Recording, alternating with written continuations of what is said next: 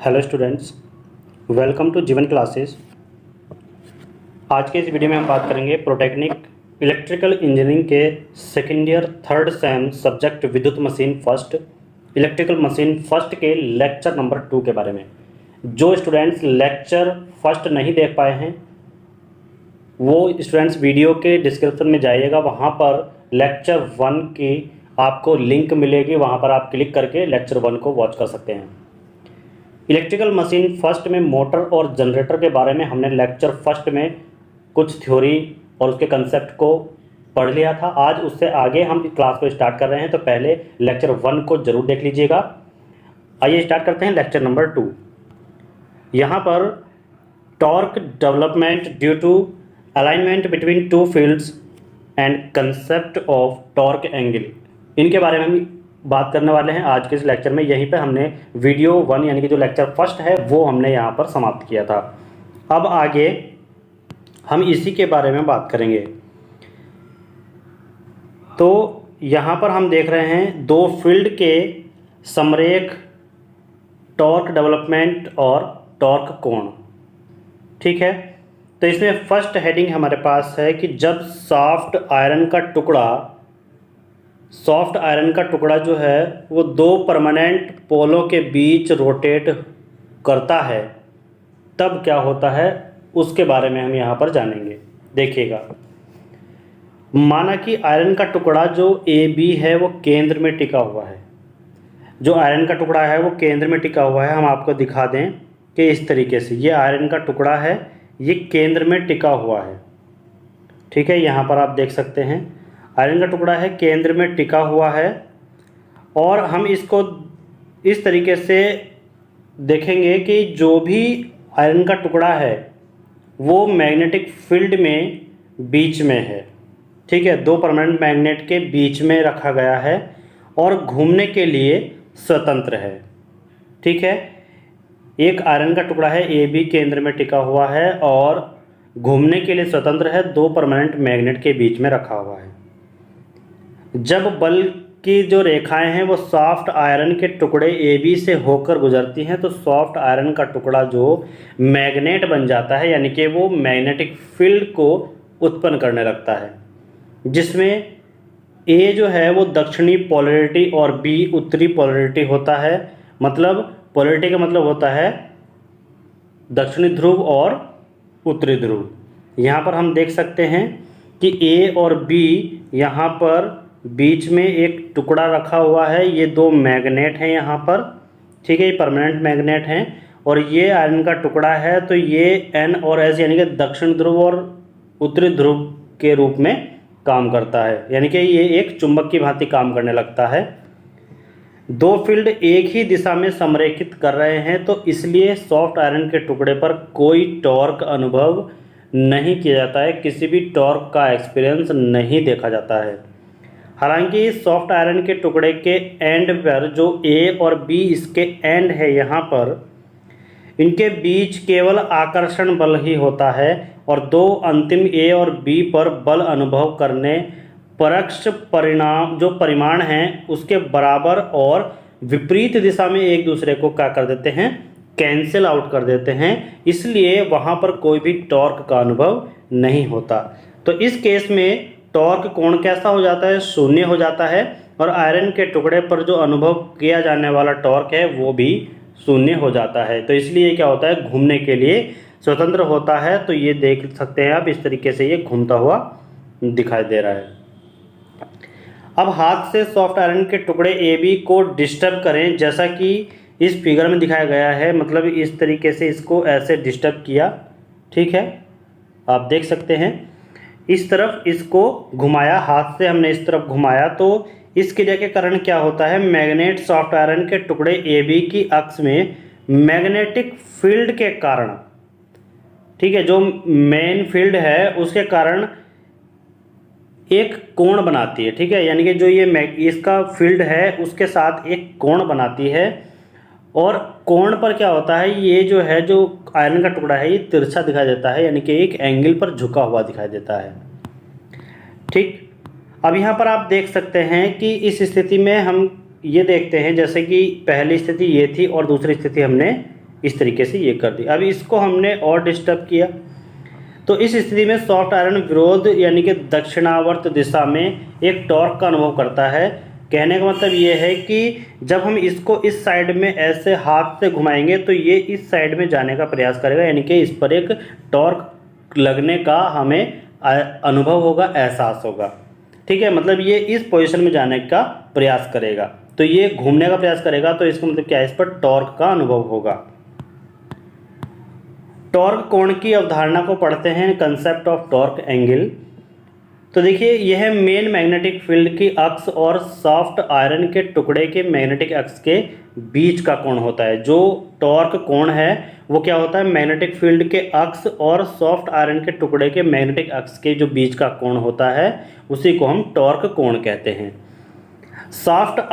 जो soft iron है उसके टुकड़े के रोटेशन की दिशा के संबंध में मापा गया कोण है जो टॉर्क कोण कहलाता है। और मेन फील्ड के संबंध में सॉफ्ट आयरन के टुकड़े के विभिन्न पदों को हमने चित्र के माध्यम से यहाँ पर समझाने का प्रयास किया है, एक बार देख लीजिएगा। ये N और S जो है ये परमानेंट मैग्नेट हैं, और यहाँ पर ये एक टीन का टुकड़ा है, ये सॉफ्ट आयरन का टुकड़ा है। A और B इसके छोर हैं, ये एक चुंबक की भांति काम करता है, और इससे ये जो एंगल है ये कितना है, थीटा। क्लियर। अब हमने क्या किया कि ये 90 डिग्री पर है, यहाँ पर ये कुछ एंगल पर है, और ये यहाँ पर क्या है, ये 90 डिग्री पर है। तो यहाँ पर टॉर्क कैसा होगा, ये टॉर्क इसके अपोजिट में होगा, यानी कि इधर देखे दे रहा है ये निगेटिव में होगा। ठीक है, और यहाँ पर जो ये इस स्थिति में है 90 डिग्री पर है, तो इसका मतलब टॉर्क क्या है, 0 है। मतलब जब टीन का टुकड़ा जो है 90 डिग्री पर होगा तो टॉर्क 0 होगा, और अगर हम उसको कुछ डिस्टर्ब कर दें तो वह क्या करेगा, एक टॉर्क उत्पन्न करेगा, टॉर्क का अनुभव करेगा। इस चित्र में आपको यही समझाया गया है। तो देखिएगा, जो सॉफ्ट आयरन का टुकड़ा है उसकी मैग्नेटिक अक्ष मेन मैग्नेटिक फील्ड की अक्ष के साथ एक कोण बनाती है थीटा, जो 90 से छोटा होता है। अर्थात टॉर्क कोण थीटा 0 और 90 डिग्री के बीच ही स्थित होगा। इससे ये हमें पता चलता है सॉफ्ट आयरन के टुकड़े की स्थिति, यह अपने दोनों सिरों पर आकर्षण बल के कारण फील्ड की दिशा में स्वयं को संरेखित करता है और टॉर्क निगेटिव मात्रा में उत्पन्न करता है। ठीक है, टॉर्क कैसा माना जाता है, इस पर निगेटिव माना जाता है। और क्यों माना जाता है, क्योंकि यह टॉर्क कोण को कम करने की कोशिश करता है। टॉर्क को क्या करता है, कम करने की कोशिश करता है, और 90 से कम थीटा के किसी भी मान के लिए टॉर्क क्या माना जाता है, निगेटिव माना जाता है। तो इसका कारण यही है कि टॉर्क को यहाँ पर निगेटिव क्यों माना जाता है, तो टॉर्क को निगेटिव इसलिए माना जाता है क्योंकि जो ये टॉर्क उत्पन्न होगा ये एंगल को कम करने का प्रयास करेगा, और 90 डिग्री से जो कम एंगल होगा वो हमेशा माइनस टॉर्क देता है। ठीक है, जब टॉर्क 0 यानी जब टॉर्क जो है वो टॉर्क कोण थीटा 90 हो जाता है तो डेवलप टॉर्क कैसा हो जाता है, 0 हो जाता है। जैसा कि आपने चित्र में देखा था, यह सॉफ्ट आयरन के टुकड़े को अस्थिर स्थिति में रखता है, यानी कि हम कह सकते हैं कि ये स्टेबल नहीं रहता, क्योंकि दोनों दिशाओं में मामूली परिवर्तन उस दिशा में टॉर्क डेवलप करेगा ही करेगा। लेकिन जब टॉर्क का एंगल 90 डिग्री से अधिक हो जाता है तो 180 से अधिक नहीं होता है, तो सॉफ्ट आयरन के टुकड़े ए और बी जो है वो एक एंड दक्षिण की ओर और उत्तरी पोलों की ओर आकर्षित होता है। एक तो दक्षिण की ओर, ठीक है, और उत्तर की ओर। तो मेन मैग्नेट जो है वो क्रमशः कैसे होती है, इस प्रकार टॉर्क डेवलप होता है और टॉर्क कोण को बढ़ाता है। तो डेवलप टॉर्क को कैसा माना जाता है, पॉजिटिव माना जाता है। कहने का मतलब ये है, अगर 90 डिग्री से 180 के बीच में होता है तो टॉर्क को पॉजिटिव लिया जाएगा, और अगर 0 से 90 डिग्री के बीच में एंगल होता है टॉर्क एंगल, तो वो माइनस में निगेटिव टॉर्क लिया जाएगा। आप देख सकते हैं यहाँ पर ये इस पोजीशन से ये इस साइड में गया है, तो 90 डिग्री से ज़्यादा ये एंगल बना रहा है, तो टॉर्क कैसा है, यहाँ पर पॉजिटिव टॉर्क है। और यहाँ पे देखिएगा ये 180 का बना गया है, तो इसका मतलब क्या है, ये 0 है। तो थीटा अगर यहाँ पर 90 डिग्री हो जाए और 180 हो जाए तो यहाँ पर टॉर्क हमेशा कैसा रहेगा, टॉर्क हमेशा 0 रहेगा। और 90 डिग्री से थीटा छोटा हो, ठीक है, और 180 से छोटा हो, मतलब 90 नहीं होना चाहिए और 180 नहीं होना चाहिए, बाकी 180 से नीचे नीचे कुछ भी हो जाए तो वहाँ पर टॉर्क कैसा होता है, निगेटिव और पॉजिटिव होता है।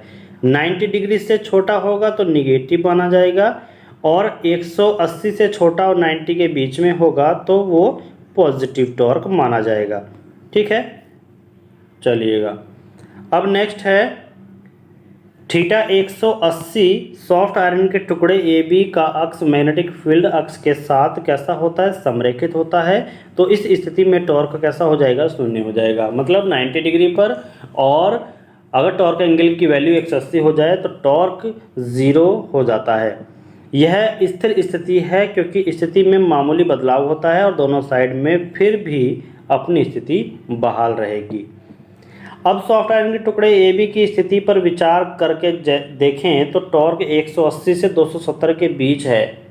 अब 180 से 270 के बीच होगा तो निगेटिव टॉर्क उत्पन्न करेगा, क्योंकि टॉर्क एंगल को क्या कर रहा है, फिर से कम कर रहा है। 270 से 360 के बीच होगा, फिर से पॉजिटिव हो जाएगा। तो निगेटिव पॉजिटिव में टॉर्क जो है एंगल के हिसाब से बनता रहता है।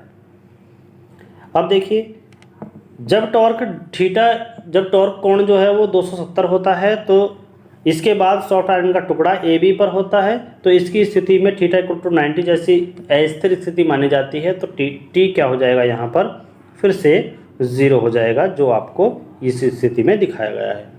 ठीक है, ये इस स्थिति में है, यानी कि 270 और 180 के बीच में है, तो टॉर्क फिर से निगेटिव आ जाएगा। ठीक है, अब क्या करना है कि उस स्थिति पर विचार करें जब टॉर्क एंगल 270 और 360 के बीच में होगा। तो हम क्या करेंगे, फिर से देखिए पॉजिटिव माना जाएगा, क्योंकि ये फिर से इसी स्थिति में आ जाएगा, यानी कि 90 और 180 के पोजीशन में होगा। तो हम फिर से क्या करेंगे, इसको फिर से पॉजिटिव मानेंगे, और जब 360 की स्थिति में होगा तो 0 और 360 180 की स्थिति में हमारे पास क्या हो जाता है, टॉर्क 0 होता है। किस किस के, अगर टॉर्क एंगल 0 डिग्री और 90 डिग्री, ठीक है, यानी कि टॉर्क एंगल कैसा है, 90 डिग्री, 0 डिग्री, 360 डिग्री, 270 डिग्री पर है, तो हम क्या कहेंगे, टॉर्क 0 होगा। बाकी अगर अदर एंगल है तो हम क्या करेंगे, पॉजिटिव निगेटिव होगा। एक बार फिर से सुन लीजिए, 0 और 90 के बीच में अगर टॉर्क एंगल है तो टॉर्क माइनस में होगा, और 180 और 270 के बीच में है तो टॉर्क जब भी माइनस होगा। लेकिन 180 और 90 के बीच में और 270 और 360 के बीच में अगर टॉर्क एंगल है तो वहाँ पर हम पॉजिटिव टॉर्क को लेंगे। जब टॉर्क 360 पर होता है तो इस स्थिति में ए बी पर टॉर्क नहीं होगा, क्योंकि 0 हो जाएगा, यह फिर से स्थिर हो जाता है। अब देखिएगा, यदि हम टॉर्क कोण और टॉर्क के बीच ग्राफ ड्रॉ करते हैं तो सॉफ्ट आयरन का जो टुकड़ा है ए बी 360 से घूमता है, तो प्राप्त आकृति जो है वो फिगर में दिखाई गई है, वो आपने देखा। अब इससे देखिए कंक्लूजन क्या निकलता है। देखिए, जो हमने अभी चर्चा की उससे ये कंक्लूजन निकलता है कि टॉर्क थीटा ड्रॉ किए गए कर्व के अनुसार साथ बदलता है, यानी कि एंगल के अनुसार बदलता रहता है, प्लस माइनस में चेंज होता रहता है। उत्पन्न टॉर्क 0 से π/2 का मतलब होता है 90, यानी कि पाई का मतलब 180 होता है, 2 से डिवाइड करेंगे 90 हो जाएगा। तो 0 से 90 रेडियन के बीच मैकेनिकल पाई से, ठीक है, बीच मैकेनिकल। अब देखिए, पाई से जो है 360, यानी कि 360 अपॉन में हो जाएगा 2, ठीक है, तो ये हो जाएगा 180 जब रखेंगे तो यहाँ पर हो जाएगा ये 90, और 90 से हम करेंगे 270। तो पाई से जब 270 के बीच में होगा तो इसके बीच में नेगेटिव हो जाएगा। π/2 से पाई और 3/2 से 2 पाई के रेडियन के बीच में पॉजिटिव एंगल होता है, यानी कि वही हम कह रहे हैं, 0 से 90 निगेटिव, 90 से 180 पॉजिटिव, 180 से 270 फिर से निगेटिव, और 270 से 360 फिर से पॉजिटिव। ठीक है, और इसी तरीके से उत्पन्न टॉर्क 2 चक्र पूर्ण करता है, तब सॉफ्ट आयरन के टुकड़े को एक चक्र दिया जाता है, और उत्पन्न इस टॉर्क को रिलक्टेंस टॉर्क कहा जाता है। जो भी टॉर्क उत्पन्न होता है ये प्लस माइनस वाला, और यह रिलक्टेंस मोटर्स का सिद्धांत है, यही इसका रिलक्टेंस मोटर का जो है सिद्धांत है। तो देखिएगा, यहाँ पर देखिए टॉर्क -0 से पहले 90 तक जाएगा तो माइनस होगा, फिर 90 से 180 फिर प्लस होगा, फिर 270, ठीक है, फिर होगा 180 से 270 फिर से माइनस, और 270 से 360 फिर से प्लस होगा। तो ये पूरी साइकिल यहाँ पर टॉर्क एंगल की दिखाई गई है पॉजिटिव और निगेटिव में। ठीक है, अब यहाँ पर देखिए नेक्स्ट हमारे पास है कि जब एक बार मैग्नेट दो परमानेंट पोलों के बीच घूमता है तो क्या स्थिति होती है। सॉफ्ट आयरन के टुकड़े को परमानेंट बार मैग्नेट द्वारा प्रतिस्थापित किया जाता है। ठीक है, बार मैग्नेट को केंद्र में टिका दिया जाता है, यानी कि बार मैग्नेट जो है उसको केंद्र में ये टिका दिया गया है और घड़ी की दिशा में घुमाया जाता है। जो घड़ी की दिशा है उसको ऐसे घुमाया जाता है, ऐसे इसको ऐसे टिका दिया था और इसको जो है यहाँ से ऐसे घुमा दिया गया है, यानी कि थीटा एंगल पर। ठीक है, इसको ऐसे घुमाया गया है। तो 0 से 90 से कम अगर हमारे पास एंगल है तो सिरा ए बार मैग्नेट, यानी कि जो सिरा ए है ये वाला सिरा, वो बार मैग्नेट के मेन मैग्नेट के निश्चित ऊपरी पोल द्वारा प्रतिकर्षित किया जाता है और इसी तरह सिरा बी बार मैग्नेट द्वारा प्रतिकर्षित किया जाता है। यानी कि अब देखिए बी इसको दूर, ये इससे दूर भागेगा और ये ए जो है ये इससे दूर भागेगा, तो ये जो है एक चक्रण बना लेगा और इसी से जो है मोटर का स्टार्टिंग होती है। ठीक है, तो परिणाम स्वरूप थीटा कोण बढ़ता जाएगा, यानी कि हम कह सकते हैं कि यहाँ से ऐसे बढ़ता जाएगा, जैसे घूमती रहेगी तो बढ़ता जाएगा और इसीलिए जो है टॉर्क पॉजिटिव होता है। जैसे ठीक है बढ़ता जाएगा फिर टॉर्क पॉजिटिव होता जाएगा। अब देखिए ऐसे पता चल रहा है कि एक बार मैग्नेट को आगे घुमाया गया, जब थीटा 90 से अधिक लेकिन 180 से कम है तो बार मैग्नेट का जो सिरा ए मैग्नेट के दक्षिण पोल की ओर आकर्षित होता है, यानी कि ये इसको खींचने लगेगा। ठीक है, ये इसको खींचने लगेगा। ठीक, जब ये यहाँ था तो ये इसको दूर भेज रहा था, ये इसको दूर भेज रहा था। ठीक, तो यहाँ से ए मैग्नेट के दक्षिण पोल की ओर आकर्षित होता है और बी मैग्नेट के उत्तरी पोल की ओर आकर्षित होता है। तो ये जो है, अब देखिए पहले इसको दूर भगा रहे थे दोनों, अब ये क्या कर रहे हैं, अब इसको ये दोनों इसको खींच रहे हैं। तो क्या होगा, ये एक रोटेशन बना लेगा, परिणाम स्वरूप थीटा में वृद्धि होगी और इसलिए जो है टॉर्क फिर से कैसा हो जाएगा, पॉजिटिव हो जाएगा। ठीक है, तो इससे हमें पता चलता है कि रोटेटिंग बार मैग्नेट थीटा से 180 रोटेट किया गया और अब दो मैग्नेटिक फील्ड पूरी तरह से एक साथ समरेखित हो गए हैं, तो इसलिए टॉर्क कैसा हो जाता है, जीरो हो जाता है। जैसे ही समरेखित होते हैं वैसे ही टॉर्क जीरो।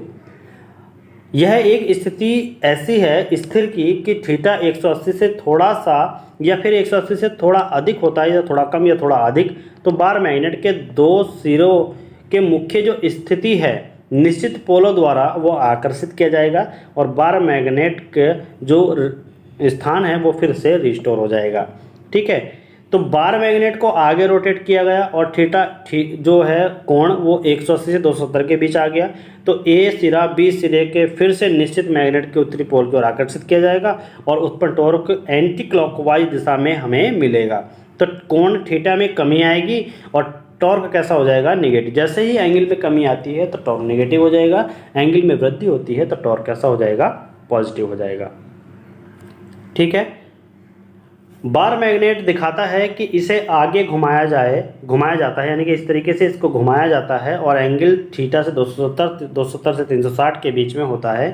तो ए और बी को स्थिर मैग्नेट के दो पोलों द्वारा कैंसिल किया जाएगा। उत्पन्न टॉर्क फिर से एंटी क्लॉकवाइज दिशा में होगा और कोण जो है वो थीटा घट जाएगा, तो टॉर्क कैसा हो जाएगा, फिर से निगेटिव। हमेशा ध्यान रखिए कोण को अगर घटने की बात कह रहा है तो वो निगेटिव टॉर्क होगा और अगर वो बढ़ने की बात कह रहा है तो वो पॉजिटिव टॉर्क होगा। ठीक है, अब देखिए टॉर्क कोण थीटा इक्वल टू अगर 360 या फिर 0 है तो उत्पादित टॉर्क शून्य होगा और यहाँ से ही यह एक सिरा स्थिति, देखिए यह एक स्थिर स्थिति नहीं है क्योंकि जो थीटा है, जब थीटा 360 से थोड़ा कम या फिर थोड़ा अधिक हो जाता है तो क्रमशः टॉर्क विरोधी या फिर दक्षिणावर्त दिशा में अनुरोध यानी कि अनुभव करता है, यानी कि जो दक्षिणावर्त स्थिति है उसमें लगता है क्लॉकवाइज में दिखाई देता है। ठीक है, ये आप फिगर में देख सकते हैं।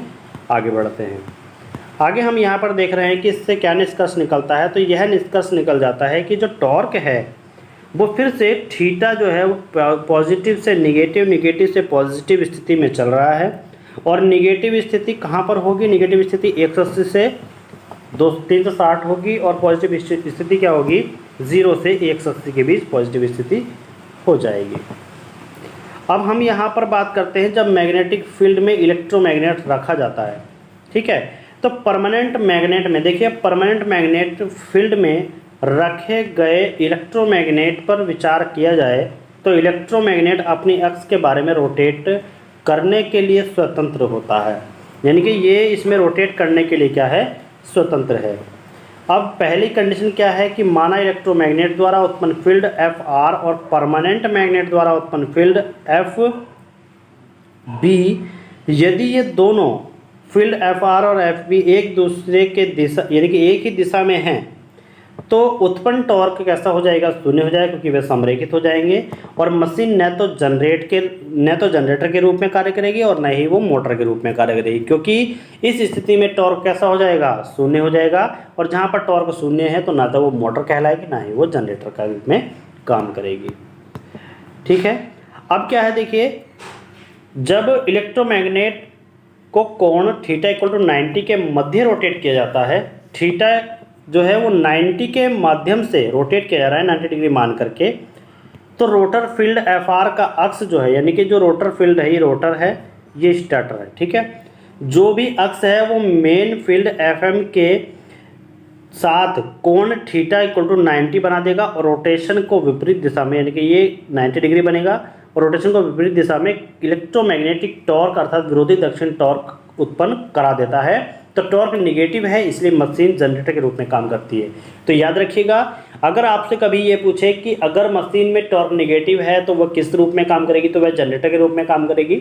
अगर मशीन में पॉजिटिव टॉर्क है तो वह किस रूप में काम करेगी, वह काम करेगी मोटर के रूप में। क्लियर है। अब यहाँ पर देखिए, जब इलेक्ट्रोमैग्नेट कोण कैसा हो जाता है, थीटा इक्वल टू 180 के माध्यम से रोटेट किया जाता है तो टॉर्क डेवलप नहीं होता है, 180 पर डेवलप नहीं होता है। जब इलेक्ट्रोमैग्नेट कोण 270 के माध्यम से घुमाया जाता है तो रोटर फील्ड एफ आर मुख्य फील्ड एफ एम के अनुसार आने की कोशिश करेगा और इस प्रकार एक क्लॉकवाइज रोटेशन उत्पन्न हो जाएगा, जहां पर टॉर्क कैसा होगा, पॉजिटिव कहलाएगा और इसलिए मशीन कैसी होगी, मोटर के रूप में काम करेगी। तो वही बात है कि अगर टॉर्क पॉजिटिव बताया जा रहा है तो मोटर है और नेगेटिव बताया जा रहा है तो वो जनरेटर है। अब देखिए, यहाँ पर हम बात करते हैं लेंज के नियम की, ठीक है।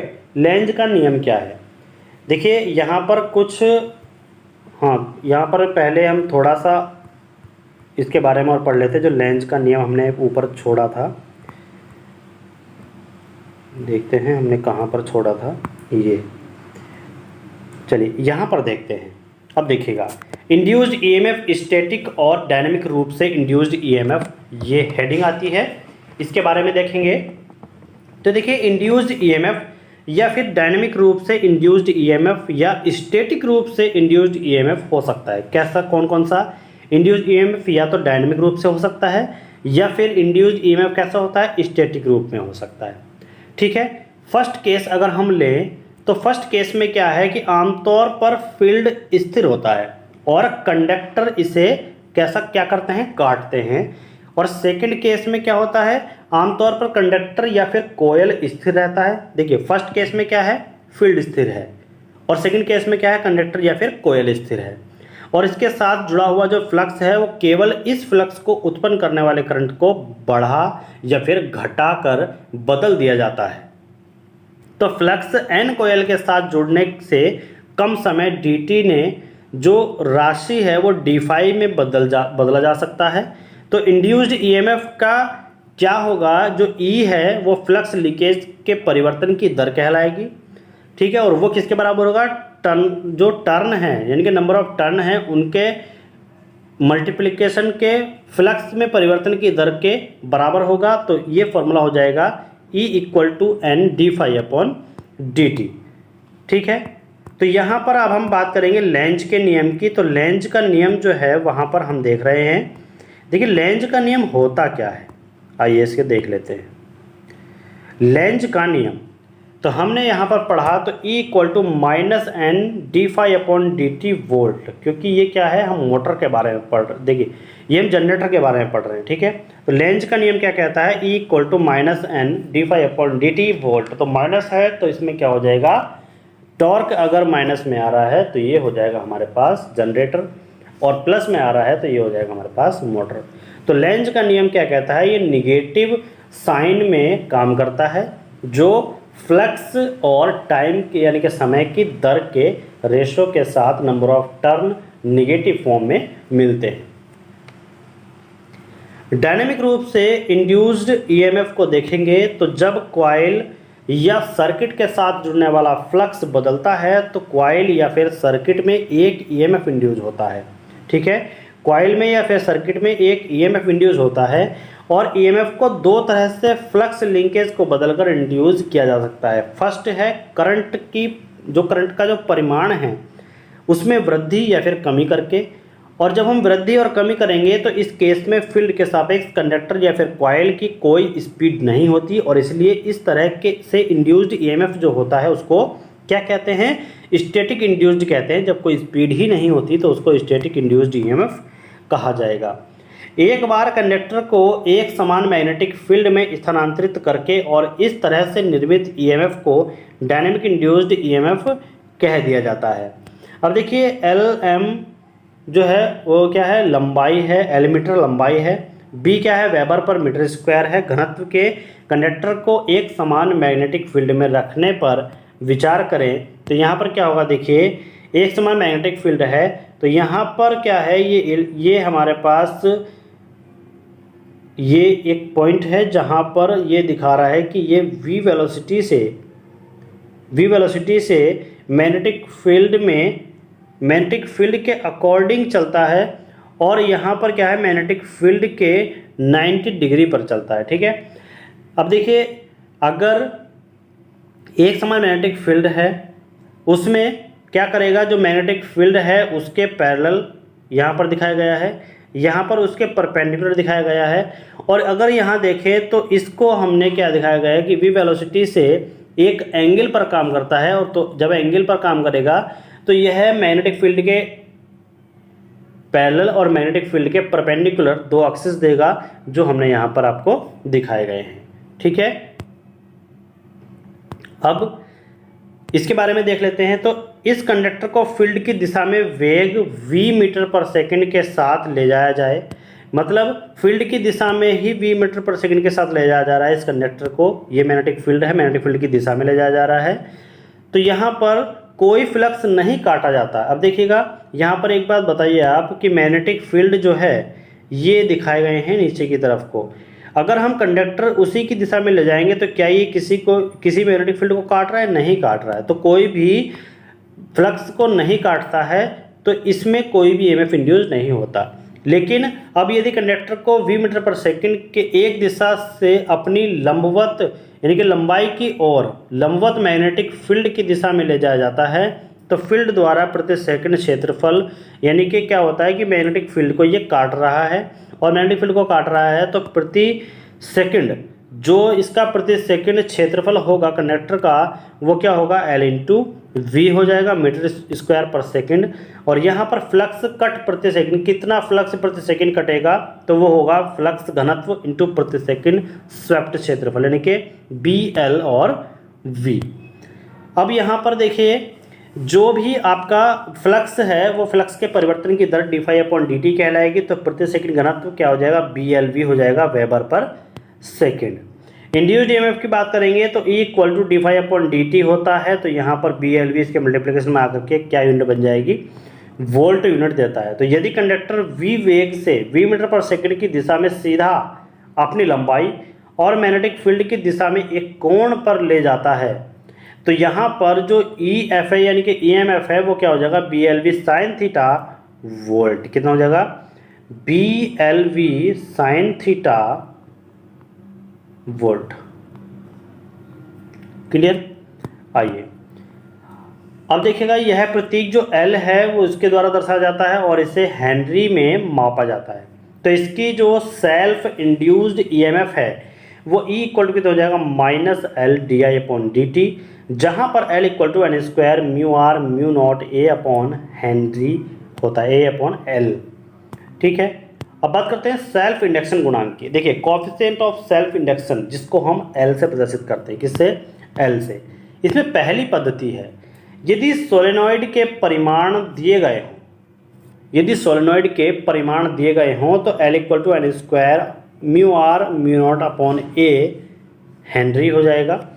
और दूसरी विधि में कोयल में करंट की परिवर्तन की दिशा दी गई हो, ठीक है, यानी कि जो कोयल है उसमें करंट का परिवर्तन हो रहा है और वो वैल्यू दी गई है, उसकी दर दी गई है, कैसे कैसे किस टाइम जो है परिवर्तन हो रहा है वो दिया गया है।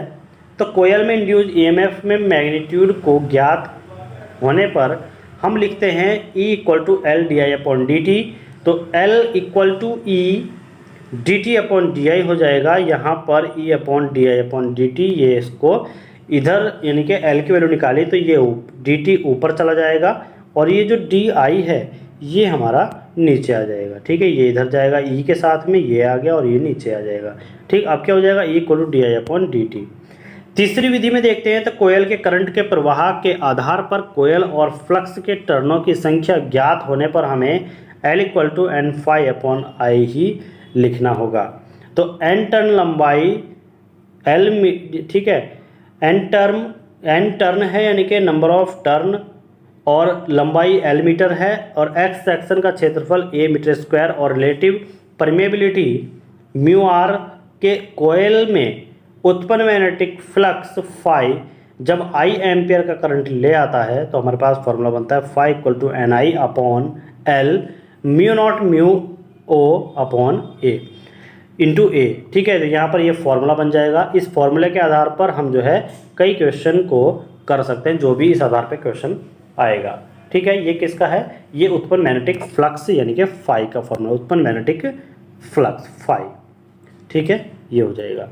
अब बात करते हैं सेल्फ इंड्यूस्ड ईएमएफ की। देखिए, जब कोयल के माध्यम से प्रवाहित होने वाली करंट को बदल दिया जाता है तो फ्लक्स अपने स्वयं की वाइंडिंग में परिवर्तनों के साथ जुड़ती है और कोयल के साथ फ्लक्स को जोड़ने के परिवर्तन के कारण एक ईएमएफ इंड्यूस्ड होता है जिसे सेल्फ इंडक्शन ईएमएफ कहते हैं। यहाँ पर आप देख रहे होंगे, यहाँ पर एन टर्न की और एल लंबाई की एक वाइंडिंग है। तो यहाँ पर आप देख रहे हैं ये एक बैटरी जुड़ी हुई है, यहाँ पर एक रेजिस्टेंस है और इसमें जो है यहाँ पर ये सर्किट बनाया गया है जिसमें करंट फ्लो हो रहा है। तो देखिए, वर्ग मीटर और रिलेटिव परमेबिलिटी म्यू आर का एक सोलेनॉइड पर विचार करें। जब सोलेनॉइड I एम्पियर का करंट वहन करता है तो फ्लक्स हमारे पास N I upon L upon mu naught mu R upon A into A हो जाएगा। तो वेबर्स का एक मैग्नेटिक फील्ड सोलेनॉइड के चारों ओर स्थापित होता है और इसके साथ E equal to minus N D phi upon D T. तो यहाँ पर फाई की वैल्यू रखेंगे तो हमारे पास आ जाएगा self induced EMF minus N और यहाँ पे minus N mu R mu dot यानी कि mu naught A upon L और D I upon D T, ये साथ में चलता रहेगा। तो राशि N square mu R mu A into A upon जो एल है वह वैल्यू होती है किसी भी दिए गए कॉइल या फिर सर्किट के लिए स्थिर होती है, ठीक है, कांस्टेंट होती है और इसे हम सेल्फ इंडक्शन गुणांक कहते हैं। यानी कि ये जो वैल्यू है कि सेल्फ इंडक्शन गुणांक की वैल्यू है, ठीक है। यह प्रतीक L दर्शाया जाता है और इसे हेनरी में मापा जाता है। यानी कि जो सेल्फ इंडक्शन गुणांक है उसको हम L से लिखते हैं और ये हेनरी में मापा जाता है, ठीक है। इसके लिए सेल्फ इंडक्शन क्या होगा, E equal to minus L D I upon D T और L इक्वल टू क्या हो जाएगा N square mu R mu zero A upon L. तो ये किस में आएगा, ये भी हेनरी में आएगा। अब सेल्फ इंडक्शन गुणांक क्या होता है, तो सेल्फ इंडक्शन गुणांक देख लीजिएगा, कोएफिशिएंट ऑफ सेल्फ इंडक्शन गुणांक यानी कि L, ठीक है। तो दोस्तों, वीडियो अगर अच्छी लगी हो तो वीडियो को लाइक, चैनल को सब्सक्राइब और बेल आइकन को प्रेस करना न भूलें। ऐसे ही आगे नेक्स्ट इंटरेस्टिंग वीडियो और आपका कोर्स कंप्लीट कराने के लिए आप हमको सपोर्ट कीजिएगा। आपका बहुत बहुत धन्यवाद हमसे जुड़ने के लिए। Thank you, thanks for watching. मिलते हैं नेक्स्ट वीडियो में नेक्स्ट टॉपिक के साथ और वह वीडियो इसका लास्ट वीडियो होगी। Thank you, thanks for watching.